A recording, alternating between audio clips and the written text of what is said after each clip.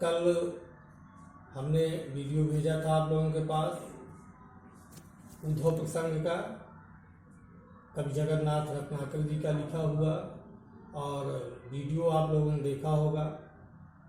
और उसका 3 छंद हमने कल आपको भेजा था। उसके आगे का छंद संदर्भ प्रसंग व्याख्या सहित हम आपको भेज रहे हैं। आप लोग ध्यान से उसको सुनिएगा, समझिएगा। चौथा छंद है, कान दूत कैध्यो ब्रह्मदूत है पधारे आप, धारे प्रण फेरन को मति ब्रजवारी की, कहाँ रत्नाकर पै प्रीत रीत जानत ना, ठानत अनीत आन रीत लय अनारी की, मान्यो हम कान्ह ब्रह्म एक ही कहो जो तुम, तौहू हमें भावती न भावना अनारी की, जय हैं बन बिगड़ न बारिधता बारिध की, बूंदता बिलई हैं बूंद बिबस बिचारी की। देखो, कल प्रसंग हमने बताया था, श्री कृष्ण के भेजे हुए दूत उद्धव जी उनके सखा हैं, गोपिकाओं को निर्गुण ब्रह्म की उपासना देने के लिए ब्रज आए हुए हैं। गोपिकाओं को निर्गुण ब्रह्म के विषय में समझाते हैं, बताते हैं, लेकिन उनको कृष्ण प्रेम के आगे कुछ भी दिखाई नहीं पड़ रहा है, कुछ भी समझ में नहीं आ रहा है गोपिकाओं को। जब उद्धव जी गोपिकाओं को ब्रह्म ज्ञान की, ब्रह्म उपासना की बात बताते हैं और कहते हैं हम कृष्ण के दूत हैं, तब गोपिकाएं उद्धव से कह रही हैं कि हे उद्धव, कान्ह दूत कैध्यो ब्रह्मदूत है पधारे आप कृष्ण के कैसे दूत हैं? आप तो जैसे ब्रह्मा के दूत होके यहाँ पधारे हुए हैं। आप कृष्ण के दूत हमको नहीं दिखाई देते, क्योंकि आप यहाँ ब्रह्म ज्ञान की उपासना की बात कर रहे हैं, ब्रह्म ज्ञान की बात कर रहे हैं, तो कैसे आप कृष्ण के दूत हैं? आप तो ब्रह्म के दूत होके यहाँ ब्रज में आए हुए हैं। धारे प्रण फेरन को मति ब्रज बारी की, और ब्रज की जो नारियां हैं इनकी मति को बदलने के लिए जैसे आपने धारे प्रण धारण कर लिया, आपने प्रण कर लिया है कि ब्रज की नारियों की मति को हम बदल देंगे। कहाँ रत्नाकर पै प्रीत रीति जानत ना, रत्नाकर जी कह रहे हैं कि गोपिकाएं कह रही हैं उद्धव से कि हे उद्धव, मैं दूसरी प्रीत रीत को मैं नहीं जानती हूँ, अर्थात हमने कृष्ण से प्रेम किया है, उसी रीति को हम जानते हैं। पै प्रीत रीत जानत न, दूसरी प्रीत की रीति को हम, दूसरे प्रेम की रीत को हम नहीं जानते हैं। ठानत अनीति आन रीत लय अनारी की, और आपने ठान लिया है किस चीज को? अनीति को।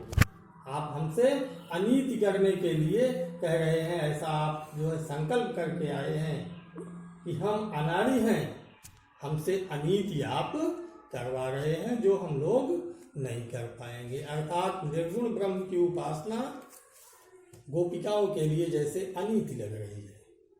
क्यों? क्योंकि गोपिकाएं श्री कृष्ण की अनन्य भक्त हैं, सगुण ब्रह्म की उपासक हैं, इसलिए उद्धव की बात उनको अच्छी नहीं लग रही है। आगे गोपिकाएं क्या कह रही हैं?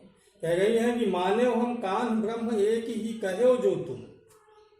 गोपिकाएं कह रही हैं कि उद्धव जी, जैसे आपने कहा हम मान लेते हैं कि कान्ह ब्रह्म दोनों एक ही हैं, कृष्ण भी और ब्रह्म दोनों एक ही हैं, लेकिन तौहू हमें भावती न भावना अनारी की, फिर भी हमको यह अनाड़ियों की जैसी भावना हमको भावती नहीं भावती।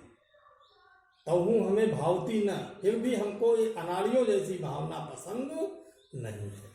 कहने का मतलब है कि गोपिकाएं कह रही हैं कि हे उद्धव, हम आपकी बात मान लेते हैं, कृष्ण और ब्रह्म दोनों एक ही हैं, फिर भी हमको यह अनाड़ी वाली भावना हमको पसंद नहीं है।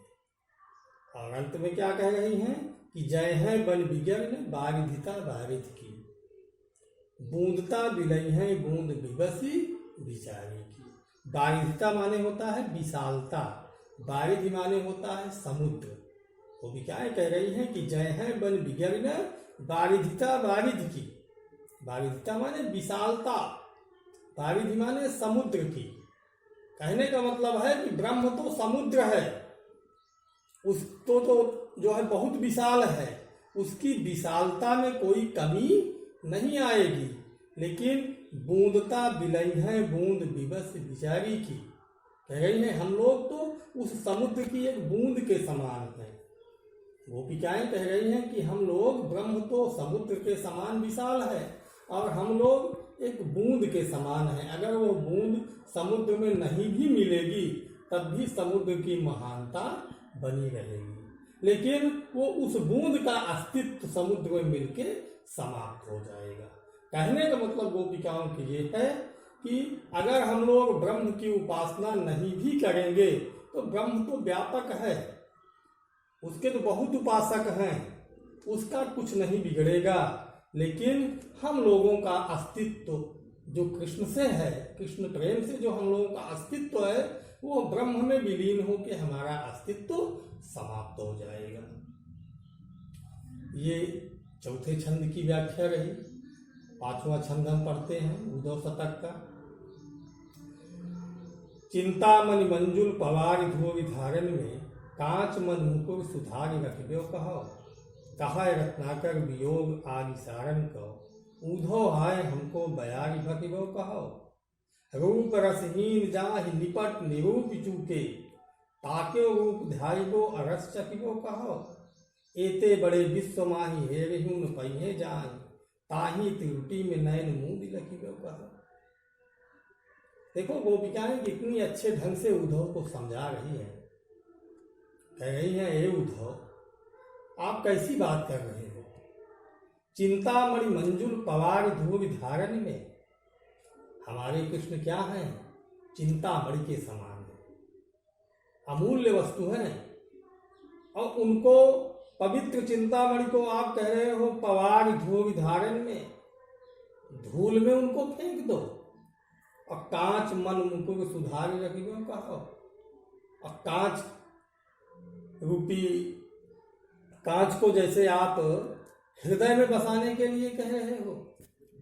कहने का मतलब गोपिकाओं के है कि हम कीमती अमूल्य वस्तु को न धारण करें, उसको हम जमीन में फेंक दें और कांच के टुकड़े को हम हृदय में बसा लें। कह रही है चिंतामणि मंजुल पवार धूप धारण में, चिंतामणि रूपी श्री कृष्ण को जो हमारे हृदय में हैं उनको हम धूल में फेंक दें। और कांच मन मुकुर सुधार कहा, और कांच का दर्पण हम अपने हृदय में सुधार के सहेज के रखें, अर्थात ब्रह्म को, अपने ब्रह्म रूपी कांच को अपने हृदय में बसा के रखें। कहाँ रत्नाकर वियोग आदि सारण को। ऊधव हाय हमको बयारी भकिबो कहो। गोपिकाएं कह रही हैं, रत्नाकर जी कह रहे हैं कि गोपिकाएं उद्धव से कह रही हैं वियोग आदि सारण को। हम लोग गोपिकाएं तो वियोग की अग्नि में वैसे ही जल रही हैं, कृष्ण के वियोग की अग्नि में हम लोग वैसे ही जल रही हैं। ऊधव हाय हमको बयारी भकिबो कहो। आप हमको बयार खाने के लिए कह रहे हैं, बयार माने हवा खाने के लिए कह रहे हैं। जब ब्रह्म ज्ञान की, ब्रह्म की उपासना की जाती है तो अन्न जल कुछ नहीं, हवा पी के जीवित रहते हैं। तो अगर हृदय में हमारे अग्नि जल रही है ना, और उसी में आप कह रहे हो बैठ के हवा खाओ, तो जब हवा अंदर जाएगी तो हृदय की अग्नि तो और चलेगी। तो गोपिकाओं के कहने का आशय ये है कि हम लोग स्वयं ही वियोग की अग्नि में जल रही हैं। और अगर आप ब्रह्म ज्ञान की उपासना करके हवा खिलाने की बात कह रहे हो तो इससे हमारी वियोग की अग्नि और ज्यादा प्रज्वलित होगी। आगे कह रही हैं कि रूप रसहीन जाहि निपट निरूप चूके। आप ऐसे ब्रह्म की बात कर रहे हो जो रूप रस से हीन है, बिल्कुल चुका हुआ है, समाप्त है, जिसका कोई स्वरूप ही नहीं है, निर्गुण का। ताको रूप ध्याइबो अगस्त चकिबो कहो। उसके स्वरूप को आप ध्यान करने के लिए कह रहे हैं और उसके स्वाद को चखने के लिए कह रहे हो, जिसका कोई स्वरूप ही नहीं है, उसमें क्या स्वाद मिलेगा, क्या आनंद मिलेगा, क्या रस मिलेगा। एते बड़े विश्व माही हेरहु न पहिए जान। ताही त्रिकुटी में नयन मूंदी लगी है। कह रहे हैं जो आपका निर्गुण है, इतने बड़े विश्व में कहीं उसको ढूंढो तो कहीं दिखाई नहीं देगा। निर्गुण ब्रह्म अदृश्य है, वो कहीं दिखाई नहीं देगा। तो इतने बड़े विश्व माही हेरहू न पाई है जाए, ढूंढे तब भी हम नहीं पाएंगे। और उसको आप कह रहे हो ताही त्रिकुटी में नयन मूंदी लगी हुई, उसको आप त्रिकुटी लगा के बैठ के नेत्र मूंद के उसका दर्शन करने के लिए कह रहे हो। कैसे दिखाई देगा? जिसका कोई स्वरूप ही नहीं है पूरे विश्व में, ब्रह्मांड में, वो नहीं दिखाई पड़ता है, उसको आप नेत्र मूंद के देखने के लिए कह रहे हो। नेत्र बंद करके कैसे दिखाई देगा? तो बच्चों, इस तरह से गोपिकाएं उद्धव को बहुत समझाती हैं। और समझाती क्या है, जैसे उदाहरण देती हैं। बस